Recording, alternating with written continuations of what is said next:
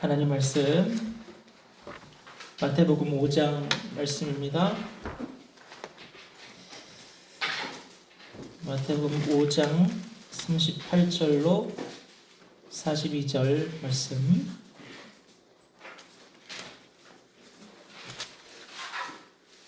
마태복음 5장 38절로 42절까지 말씀입니다. 이 말씀을 한 절씩 교독을 하시겠습니다. 제가 먼저 읽겠습니다. 또 눈은 눈으로 이는 이로 갚으라 하였다는 것을 너희가 들었으나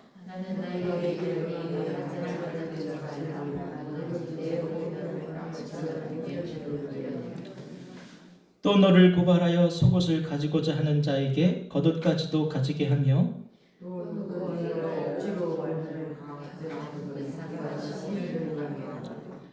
내게 구하는 자에게 주며 내게 꾸고자 하는 자에게 거절하지 말라. 우리 함께 읽어야 되는데 제가 읽었습니다. 같이 읽어보겠습니다. 시작. 내게 구하는 자에게 주며 내게 꾸고자 하는 자에게 거절하지 말라. 아멘. 자, 오늘 이제 산상수훈 말씀도 이제 중반으로 접어 들어가고 있습니다. 오늘은 특별히 이웃사랑에 대한 부분으로 들어가는데요. 여러분이 이웃사랑에 대한 우리의 말씀을 익숙하게 잘 알고 있는 것 같아요. 그렇죠? 그런데 알고는 있지만 여러분이 방금 읽으신 말씀 여러분 쉽습니까? 어렵습니까? 어렵죠. 굉장히 어려운 말씀이고 난해한 말씀입니다. 알고는 있어도 접근하기 어려운 말씀이 바로 이 말씀입니다. 그런데 우리가 기억해야 될 것은 이 주님의 말씀은 굉장히 어려운 이상을 제시하고 할 수 있으면 하고 아니면 마라 라고 주신 말씀이 아니라는 거예요. 이 말씀은 대부분 명령어입니다. 명령어. 반드시 주님의 제자로서 살기 위해서 또 주님 닮은 모습으로 살기 위해서 따라가야 될 실제 삶의 모습을 주님께서 우리에게 제시하신 거예요. 그러니까 이상을 정해두고 야, 할 수 있으면 한번 해봐 라고 주신 말씀이 절대로 아니다. 그걸 이해하시고 이것을 여러분의 실제 삶에 이식할 수 있어야 된다는 것을 깨닫고 이 말씀을 접해야 여러분 이게 정말로 우리에게 도전이 되는 거예요.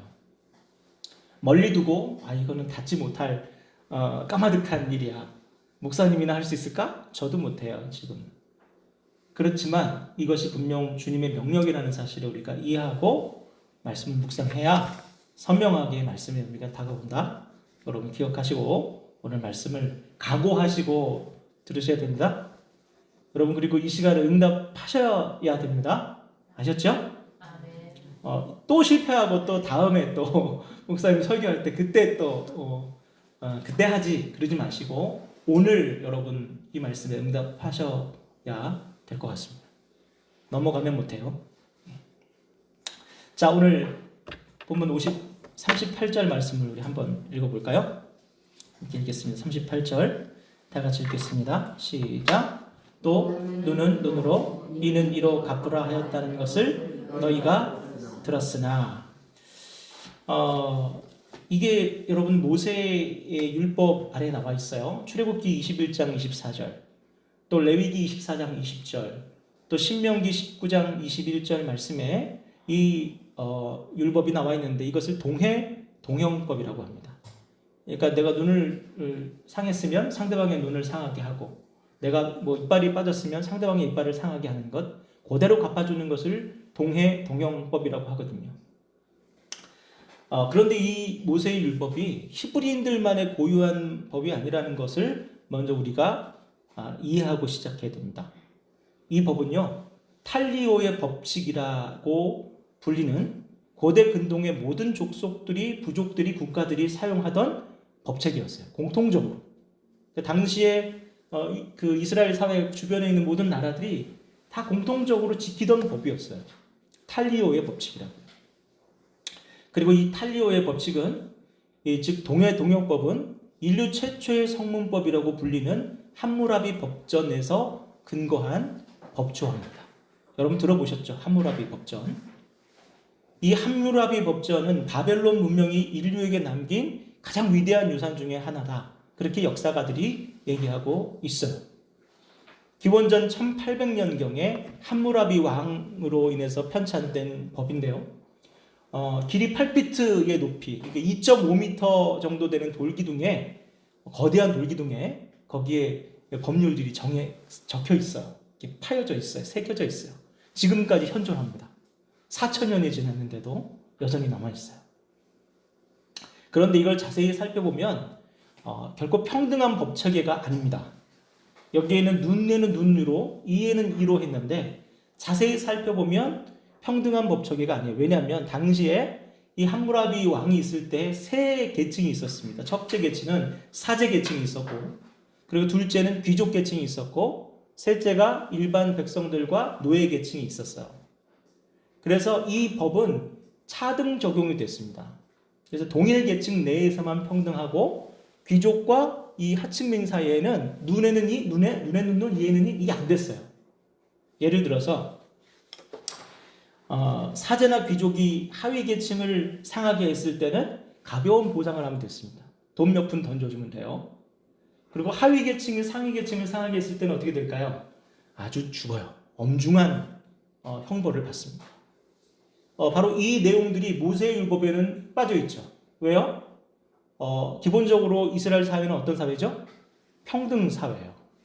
계급이 없었어요. 왜 광야에서 다 노예 생활하다 나왔는데 무슨 계급이 있어요? 평등 사회였기 때문에 함무라비 법전에 나오는 그 계층 간의 그 법은 필요 없었던 거죠. 이것을 통해서 우리가 알 수 있는 것은 출발부터가 이 세상 법과 이 하나님 공동체의 법은 좀 다를 수밖에 없다는 거, 그걸 우리가 이해할 필요가 있습니다. 여러분, 법에는 법정신이라는 것이 있어요. 그 함무라비 법전에 나타난 이 동해동용법의 법정신은 여러분 무엇이겠습니까? 뭘까요? 이것은 네가 눈 다치면 눈을 때려라는 것이 법정신이 아니라 사적인 보복을 금지하라는 그런 법정신이에요. 그러니까 나라에서 법을 집행할 테니까 사적으로 복수하지 말아라 라고 하는 것이 이 함무라비 법전의 동해동용법입니다. 당시 인류가 이제 막 그 문명이 생겨나면서 바뀌는 시기였어요. 시족 중심의 부족 국가들이 이제 그 부족 국가의 틀에서 벗어나서 부족 연합 내지는 큰 전제 국가를 형성하고 있는 과정이었어요. 그럼 그렇게 되면 어떻게 돼요? 조직이 방만해지죠. 사람도 많아지고 인구도 많아지고, 그러면 사회가 복잡해져요. 그럼 뭐가 필요합니까? 법이 필요한 거죠. 그래서 법치가 필요했던 거예요. 여러분 영화 좋아하세요? 가끔 이제 그 TV에서 보면 아저씨라는 영화 혹시 아세요? 그 원빈인가요? 잘생긴 배우 나오잖아요. 슈트 입고 머리 짧게 했는데도 저는 머리 깎으면 중 같을 텐데 그 친구는 머리를 깎아도 이렇게 조각 같아요. 참 부러워요. 키도 펀치하고. 네. 근데 그 친구가 그 극 중에서 전직 특수요원으로 나옵니다. 그런데 우연히 알게 된 한 소녀가 장기 매매 조직의 납치를 당해요. 그러니까 눈이 막 돌아가서 그 소녀를 구하러 막 쫓아갑니다. 그 과정에서 주인공이 비록 범죄자지만 그 범죄자들을, 너무 많은 사람들을 잔혹하게 살해를 해요. 그걸 보면서 통쾌한 마음이 한편으로 있지만 저래도 되나 싶은 그런 마음이 들잖아요. 그럼 만약에 이 사회에서 누구나 다 그렇게 사적으로 보복을 하고 사람을 구출하기 위해서 법을 지키지 않고 살아간다면 얼마나 혼란스럽겠어요. 함무라비 동해동용법은 거대해진 나라를 안정적으로 다스리기 위해서 반드시 필요했던 핵심 요소였습니다. 자, 때문에 이 모세 또한, 여러분, 모세가 이스라엘 백성을 데리고 나올 때 추정되는 인구가 얼마였는지 아십니까? 장정만 60만 명이었어요. 그러면 한 가구당 4명으로 계산했을 때 몇 명 정도 될까요? 한 200만 명이 넘는, 수백만 명이 되는 거죠.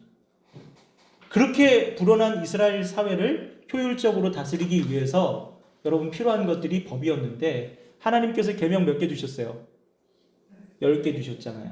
그거 갖고는 어렵죠. 그래서 이 함무라비 법전에 나타난 탈리오의 법칙, 즉 동해동용법을 이 모세가 부분 차용한 것으로 많은 학자들이 보고 있습니다. 물론 이 성경을 보시면 하나님께서 나 여호와가 이렇게 하라고 했다라고 말씀을 하지만 성경학자들은 이것을 함무라비 법전에서 차용한 것이다라고 보고 있는 성경학자들도 많이 있다는 것 말씀드리겠습니다. 그런데 그와 같이 모세가 차용한 이 탈리오의 법칙은 하나님의 거룩한 백성인 이스라엘 백성들을 다스리고 통치하기에는 굉장히 이질적인 부분이 많았어요. 그렇지 않겠습니까, 여러분? 하나님께로부터 나온 법이 아니에요. 여기가 이질적일 수밖에 없는 세 가지 이유가 있어요. 첫째는 말씀을 보시면 1번 보시면 예수님의 세 율법 보시면 다 부분에 탈리오의 법칙이 하나님 나라에 맞지 않는 이유. 첫 번째, 계층 사이의 불평등을 인정했어요. 근데 이스라엘 사회는 계층이 있어요, 없어요? 당시에 없어요. 그래서 맞지 않아요. 자, 두 번째는 뭡니까? 폭력으로 해결하는 것에 한계가 있기 때문이에요. 그렇지 않습니까, 여러분? 현대 사회에서 사형제도가 대부분의 선진국에서 사형제도가 없어져요. 우리나라도 사실상 사형제도가 없어진 거나 마찬가지입니다. 사형 집행을 안 한 지 꽤 됐어요.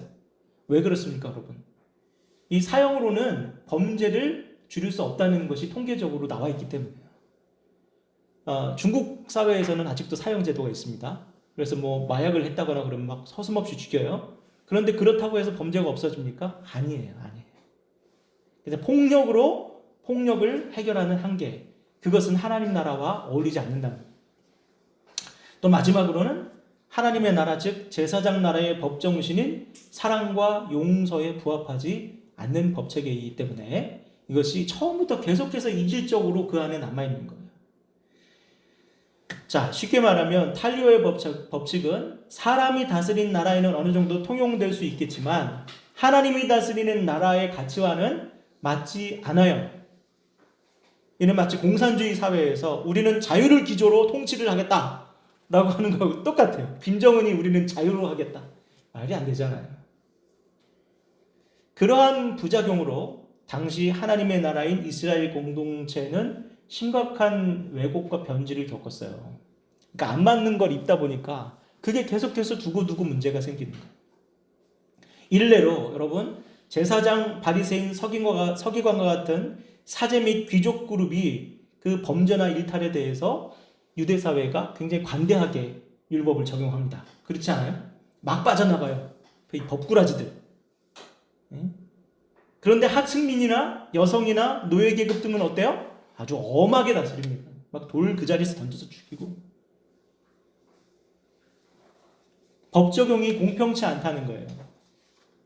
그래서 용서와 사랑, 화목과 같은 율법의 정신은 사라져버리고 이 세속사회와 같은 기득권 사회를 계속해서 유지하고 계층을 고착화시키는 방법으로 율법이 악용되는 거예요. 귀족은 계속 귀족, 제사장 계속 제사장, 못 사는 사람들 계속 못 살고 노예는 계속 노예고. 여러분, 우리 지금 한국 사회가 그렇게 흘러가고 있지 않나 좀 고민해 봐야 될 필요가 있어요. 최근에 법조인들이 사법부에만 머물러 있지 않고 대거 이제 국회로 막 나오려고 해요. 그렇게 되면 법조인들이 두 가지를 하게 되죠. 사법과 입법까지 다. 여러분, 이거를 대수롭지 않게 여기면 나중에는 이 법을 마음대로 주무르면서 그 자신들은 율법에 적용받지 않는 초법적인 존재들이 이 사회에 나타나게 되는 거예요. 상권 분립이 무너지면 민주주의 사회는 망합니다. 그렇기 때문에 이것이 우리에게 굉장히 위험한 독소예요. 이것이 바로 사람의 나라라는 거예요. 그리고 오늘 예수님께서 하나님께서 통치하시는 하나님 나라는 절대로 이러한 사람의 나라의 가치와 공존할 수 없다. 그렇게 말씀하고 계신 거예요. 하나님의 나라와 사람의 나라는 같이 공존하기 어려워요. 오늘날 우리 교회가 참 안타까운 점이 이 주님 말씀을 잊어먹은 지 오래인 것 같아요. 그래서 백주에 막 싸우고 서로 증오하고 욕하고 주먹질하고 막 그런 교회와 목회자와 성도들을 보는 것이 이 시대에 어렵지가 않아요. 제가 다시 말씀을 드리지만 결단코 예수님과 상관없는 사람들이에요. 죄송합니다. 그분을 여러분들이 존경하셔도 죄송합니다. 결단코 상관이 없는 사람들이에요. 그것을 제가 오늘 보여드릴게요. 39절 말씀을 읽겠습니다.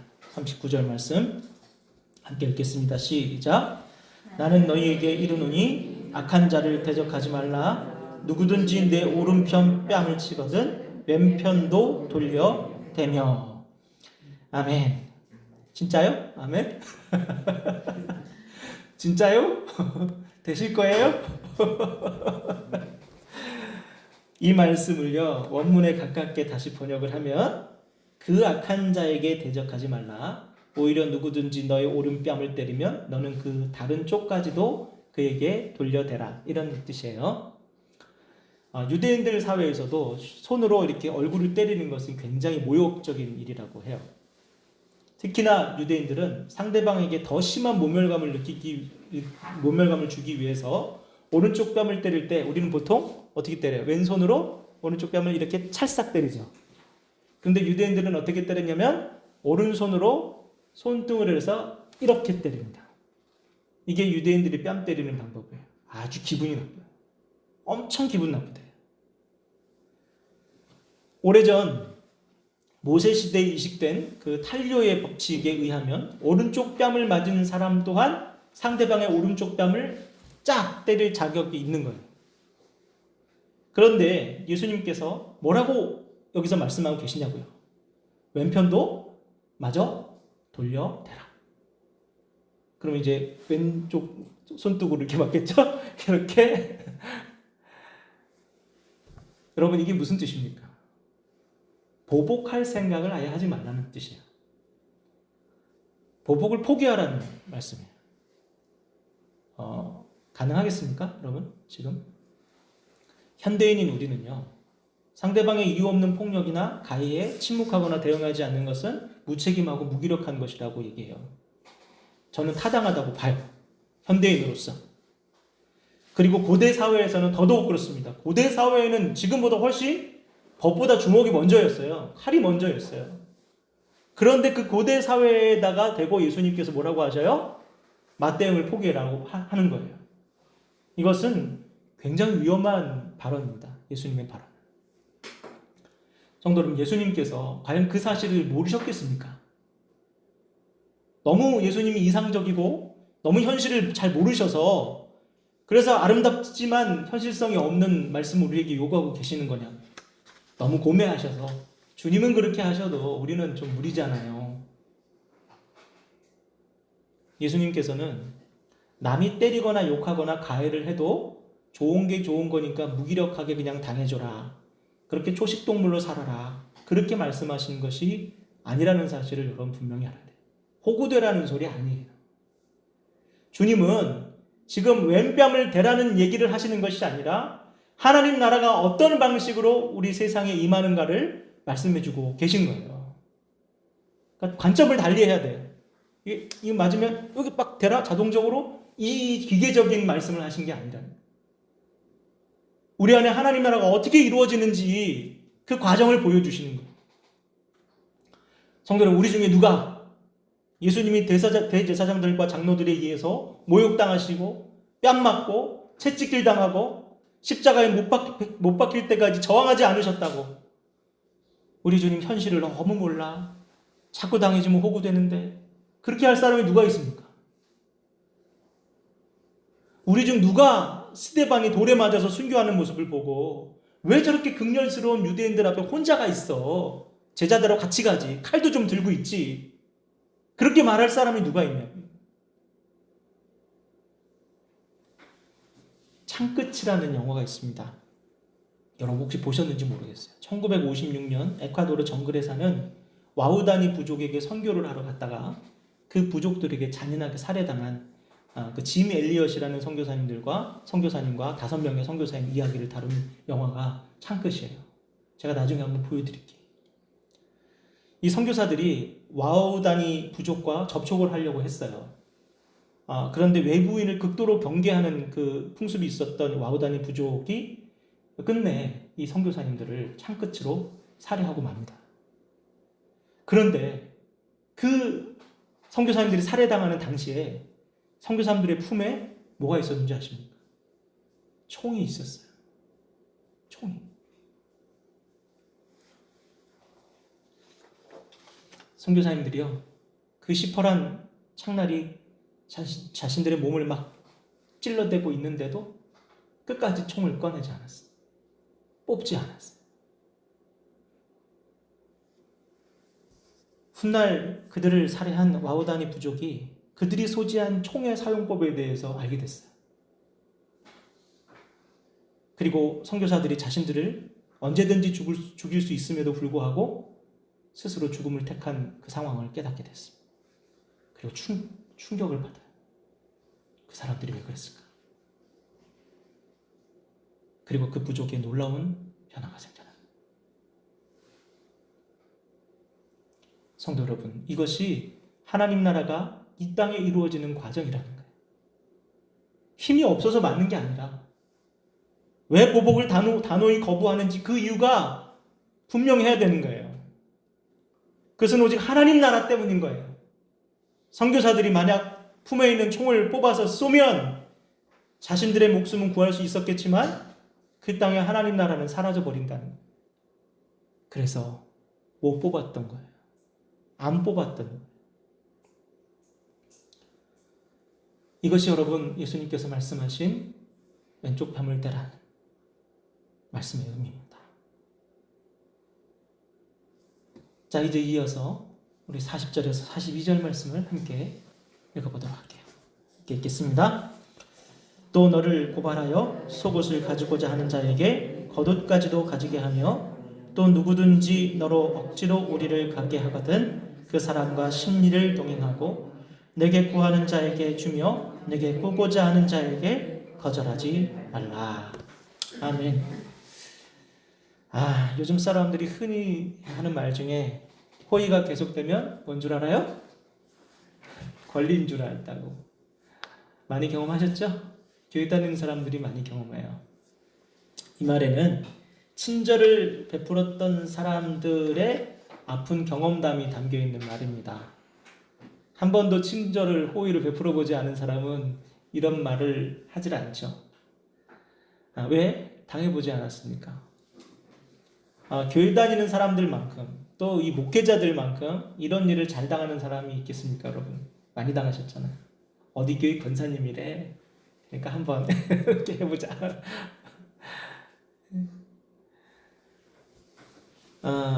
제가요, 우리 교회가 공사를 앞두고 있잖아요. 근데 제가 다른 교회 있을 때도 여러 번 공사를 경험했거든요. 근데 업자들이 일반 회사를 대할 때와 교회를 대할 때가 태도가 완전히 달라요. 교회를 대할 때는 그런 태도가 보여요. 호구자 같다 라는 그런 태도가 눈에 보이는 거예요. 그렇다고 해서 막 신경질 부리기도 그렇고 까탈 부리기도 그렇고, 그래서 이제 좀 한성질 하시는 장로님들이나 한수 집사님들이 이렇게 앞으로 참 밀기는 하는데 쉽지가 않아요. 제가 예산에 있을 때 사무실에 이렇게 앉아 있으면 한두 달에 한 번씩 지팡이를 짚고 이 까만 안경을 쓴 그 남자분이 식사비를 달라고 꼭 오세요. 근데 돈이 없어서 1,000원짜리 한두 장 주면 내가 거진 줄 아냐 그러면서 막 승질을 얼마나 부리는지.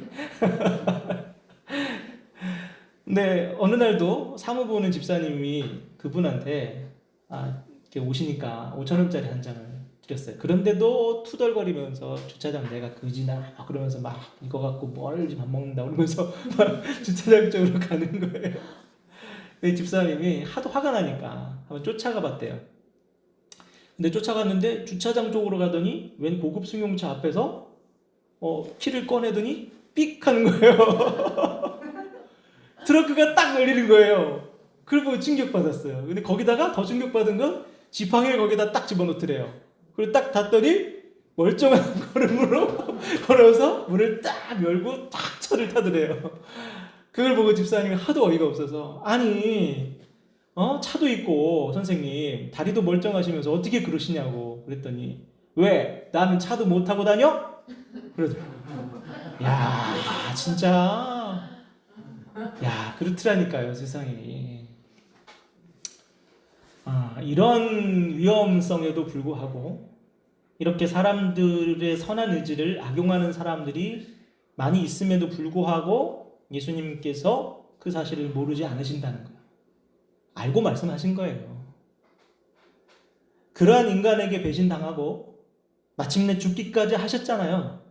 몰라서 그런 게 아니잖아요. 그럼에도 불구하고 주님께서 우리에게 하시는 명령은 뭐예요? 너희들의 호의를 계속 지속해라. 이 어려운 주문을 하신 이유가 뭘까요? 그것이 바로 하나님의 나라가 임하는 과정이기 때문에.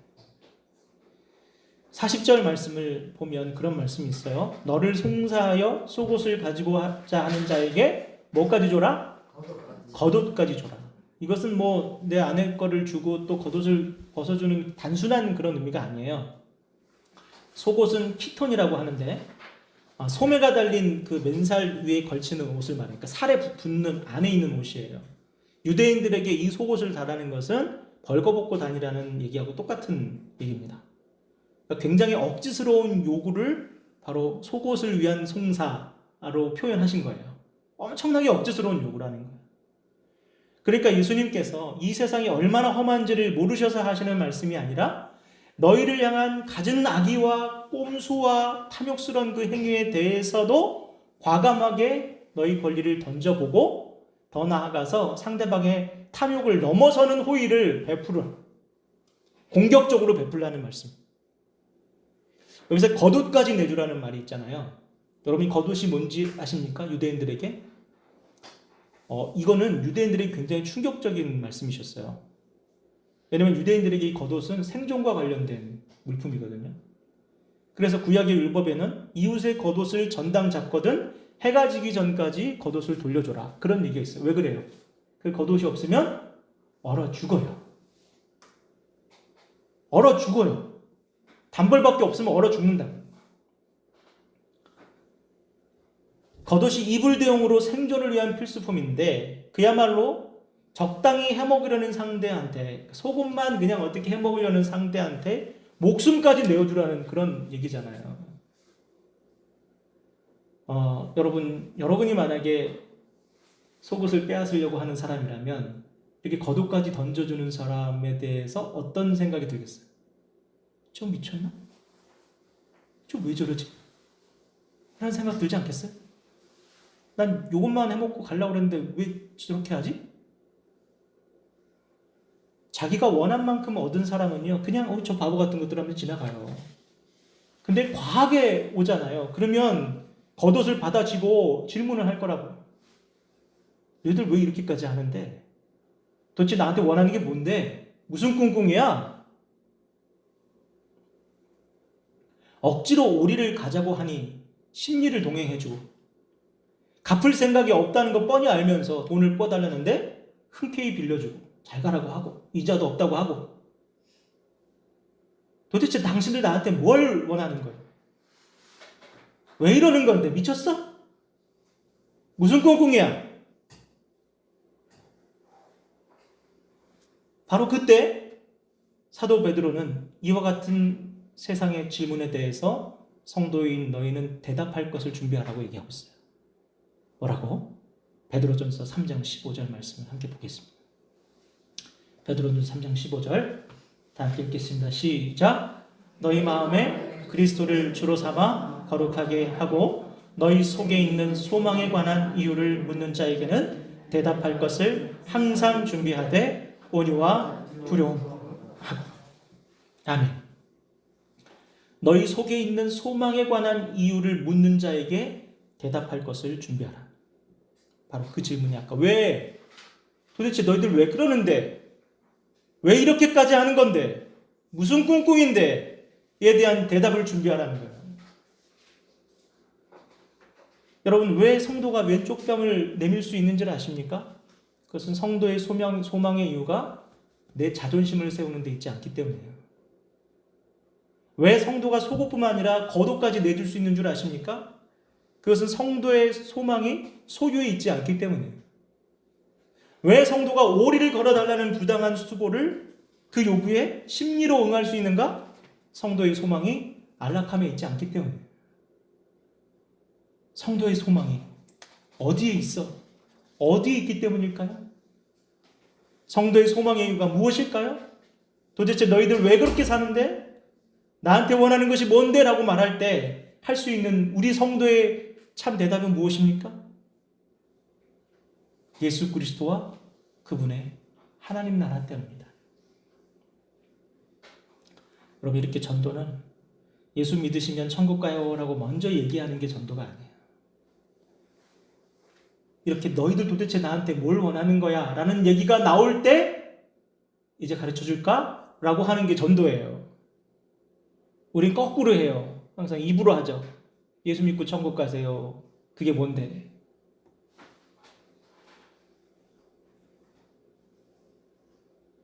그런데 우리가 주님 말씀대로 이렇게 살면 질문할 거라고요. 니들 왜 이러는데 도대체 나한테? 왜 이렇게까지 하는 건데? 라고 그 얘기를 할 때 전하는 게 복음이라는 거예요. 그렇게 안 하니까 복음의 열매가 없어요. 삶이 먼저라고요, 삶이. 말이 먼저가 아니고. 근데 우리 전도는 말이 먼저예요. 그러니까 이 세상에 교회가 계속 어려워지는 거예요. 삶은 없고 말만 앞서. 그 말이라도 이쁘게 해요. 예수 안 믿으면 죽어, 지옥 가. 이들이나 믿으라고.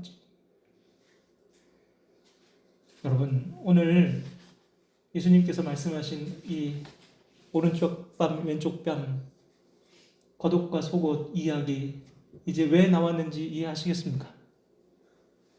이것이 단순히 기계적으로 그렇게 하라는 게 아니라는 것을 여러분 이제 이해하시겠어요? 바로 하나님 나라와 관련된 거예요. 그것이 바로 하나님 나라를 이 땅에 임하게 하는, 하나님 나라가 임하는 과정이라는 거예요. 그리고 너희들은 그러한 막중한 사명을 갖고 있는 사람들이다. 그걸 우리 주님께서 강조하시는 말씀이에요. 여러분, 이 말씀을 기억하십시오. 그리고 이 말씀을 순종하십시오. 그래야 제자입니다.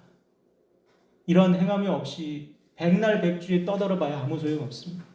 잘났다고 소리쳐봐야, 교회가 뭐 승리한다 얘기해봐야 아무 쓸데없어요. 이제 다음 주에는 제가 여러분 이제 가장 전형적인 이웃사랑의 가장 최고조인, 자, 이웃사랑의 최고조가 뭐예요? 원수를 사랑하는 것. 자, 이 원수를 사랑하는 것이 무엇인지에 대해서 다음 주에는 여러분에게 말씀드리겠습니다. 오늘 여러분 들으신 말씀을 이제 조금은 어떻게 접근해야 되는지 아시겠죠? 예, 아시겠죠? 예, 그렇게 접근하셔야 됩니다. 그리고 명령이라고 생각하시고 순종하셔야 됩니다. 남의 얘기, 목사님 얘기, 예수님 얘기가 아니고 바로 나의 얘기임을 여러분 기억하시고 순종하시는 여러분 되기를 주님의 이름으로 축원합니다. 기도하겠습니다. 하나님 아버지, 감사합니다. 오늘 예수님의 이웃사랑에 대한 말씀을 통하여서 주님의 난해하고 어려웠던 말씀이 선명하게 우리 삶에 다가옵니다. 그 모든 기행 같은 태도가, 바보 같은 태도가, 너무 과도하게 베푼다 싶은 그런 태도가 바로 하나님 나라가 이 땅에 임하는 과정이고 또 우리의 사명임을 깨닫습니다. 하나님, 그렇게 우리에게 왜 그렇게까지 하느냐라고 질문하는 세상에 예수의 진정한 복음을 전하는 저희 주님의 제자가 될 수 있도록 저희를 축복하여 주시옵소서. 어려운 목표라고 생각하지 말고 내게 주신 진정한 명령이고 사명임을 자각하고 오늘도 순종함으로 하나님 앞에 열매 맺도록 인도하여 주시옵소서. 예수님의 이름으로 기도드립니다. 아멘. 우리 힘으로 어렵습니다. 이렇게 사는 거. 그러나 주님의 보혈을 통해서, 예수님의 새롭게 하심을 통해서 가능합니다. 우리 주님 보혈 의지하며 찬양하며 주님 그렇게 살겠노라고 고백하는 우리 모두가 되길 원합니다.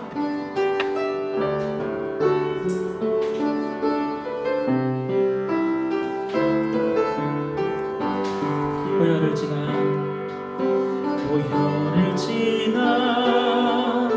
하나님 품으로, 보혈을 지나 아버지 품으로, 보혈을 지나 하나님 품으로 한 걸음씩 나가네. 보혈을 지나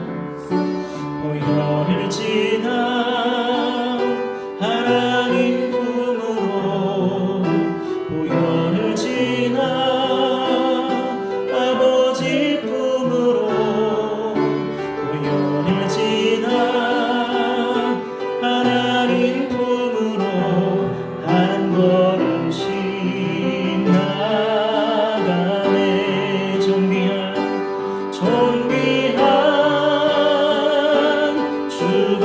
주보혈이 내 영을 새롭게 하시네.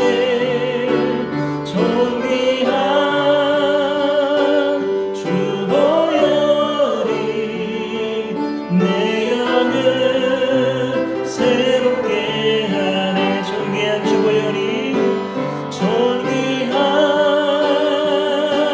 주보혈이 내 영을 새롭게 하시네. 존귀한 주보혈이 내 영을 새롭게 하네.